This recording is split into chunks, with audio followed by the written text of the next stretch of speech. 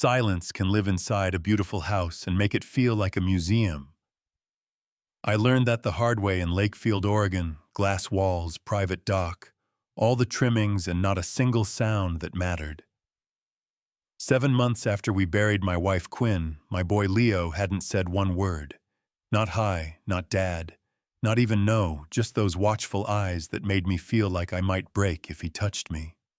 Then one ordinary Tuesday, I walked in early with a Slack message still on my phone, saw our nanny Marisol Reyes on her knees with tears in her eyes and finger-shaped bruises on her forearm, and my son wrapped around her like a shield as he lifted his face and said the first words I'd heard in forever.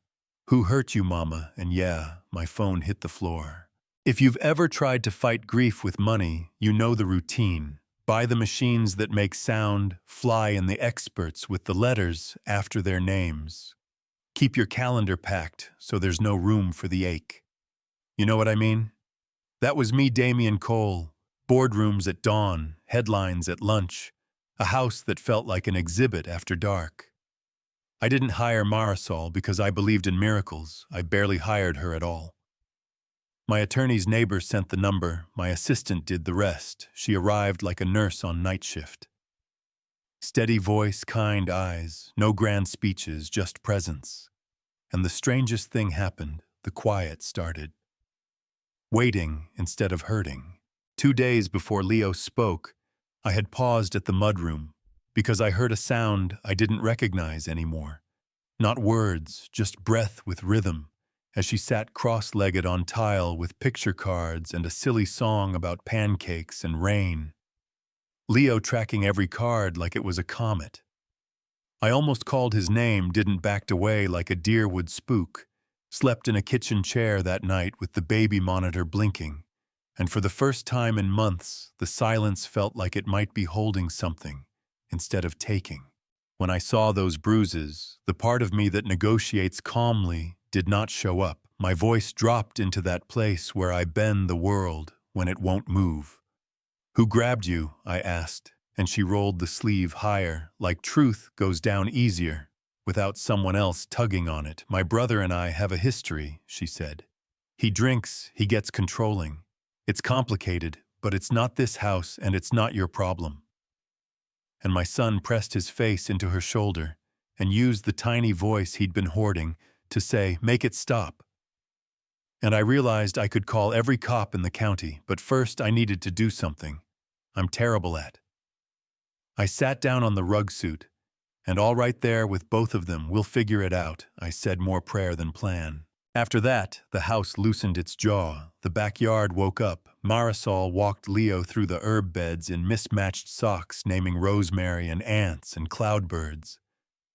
She sang about the compost bin like it was a folk hero, and he let out this little sputter of a laugh that almost escaped, and then decided to stay. I stood behind the sliding door with a cup of coffee going cold, didn't go out. Didn't want to trespass on a sacred thing. Just watched the boy I love remember how to lean into the day. In Leo's room, there was a photo of Quinn I had turned face down without admitting it one afternoon. I set it upright, dust and all sat on the floor, and my son came in, stared at her smile, then at me.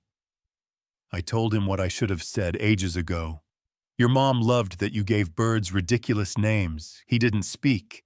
He just placed his hand in mine, and I swear my ribs made room for that moment. Somewhere in there, I asked my head of security to pull a background file, not because I didn't trust Marisol, because I wanted to understand the person who had changed the weather. The pages said, "No drama, 3 jobs at once to pay for night classes. A mother with bad lungs. A brother who loves and hurts in equal measure. A pattern of quiet survival." I felt like a coward for needing paper to respect what I already saw every morning in my kitchen. I found her wiping a counter that didn't need it and set the folder down like a heavy coat. "You carry too much?" Without asking, I said, "I'm sorry I didn't see you sooner." She didn't cry. She nodded the kind of nod grown people give when you finally put the right name on a thing. The world outside tried to keep its old rules. My firm hosted a gallery fundraiser on the river, and I asked Marisol to come not for show, because the patio heaters always go off too early, and Leo shivers when the air drops. I left an emerald dress on her bed, with a note that said, "For the one who brings light, she arrived looking like herself, but seen," and a bored veteran with too much scotch leaned in with that smirk he saves for waitresses. Didn't know Cole hired childcare that could double as art, yeah. That happened, and I turned my shoulders, so he had to look at me. She's a guest. Speak to her like one, or find the valet. He laughed until he saw I wasn't going to, then wandered off to find someone else's boundary. People nearby heard it. The air changed. Not dramatic, just clear, and on the ride home the house felt bigger without adding a single square foot. And then, the twist. The next morning she was gone, no text, no humming in the kitchen, no fridge note about watering the rosemary, her phone straight to voicemail. The old quiet rushed back like a rip current. Leo walked into my office and his face did the thing kids' faces do when they think the person who makes them safe has left for good. I strapped him into the back seat myself and drove, remembered.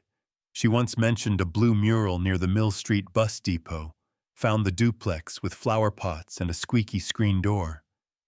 Her sister opened it and said, "She's here." It was their mom's breathing. She left in a hurry, didn't mean to scare anyone.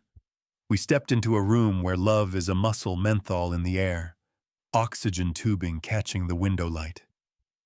Marisol on a thrifted couch with her mother's hand in hers, eyes swollen, hair messy, still herself. I raised a hand before she could apologize. "When you left, something in me left too," I said. "Next time, take me with you, not an order, a request to carry weight." She nodded, and that nod rewired the house we were going home to.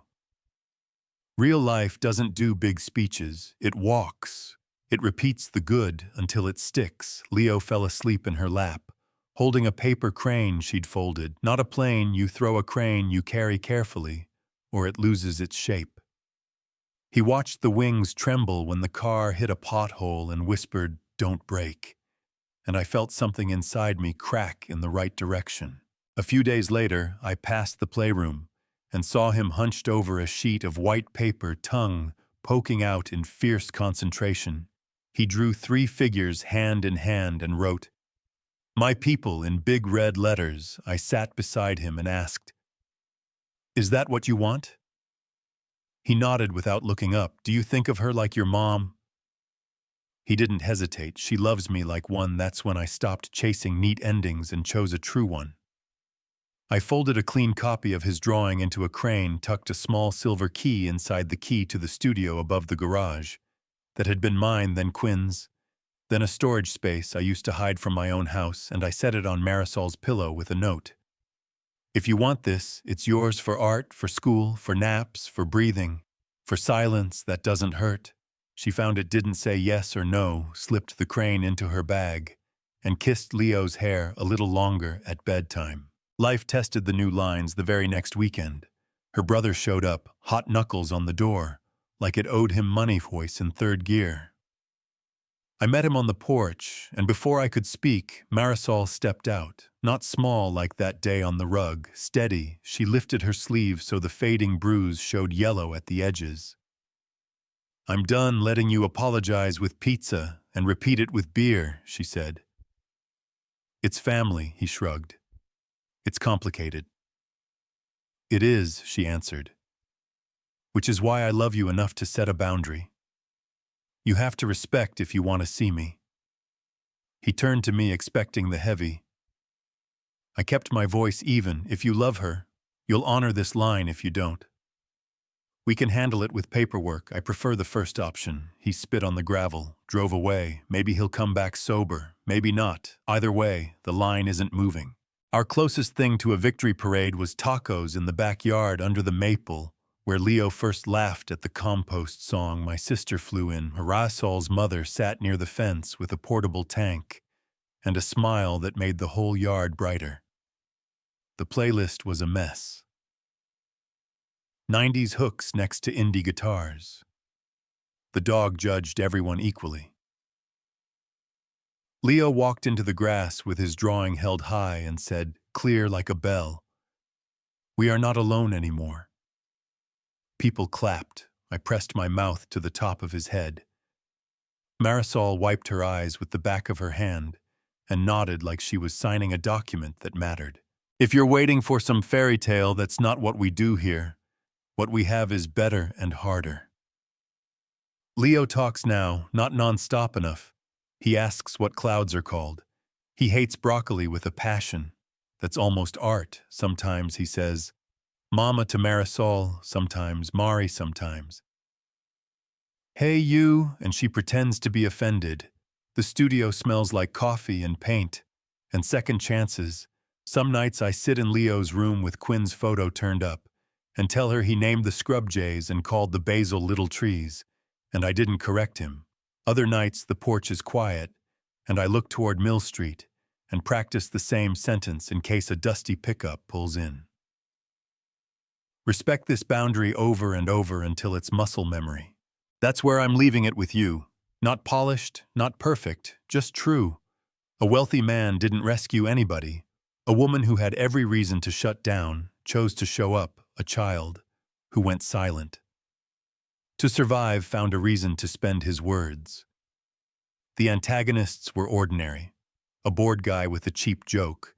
A brother confusing control for love. The wins were ordinary too. A cold coffee left to go warm. A paper crane that didn't get crushed. A line on a porch that held. Now it's your turn. Where do you draw the line between protection and control? Should a boss ever become family? And if so, when on whose terms, if a child calls a caregiver? Mama, do you support it or correct it? Tell me what you think.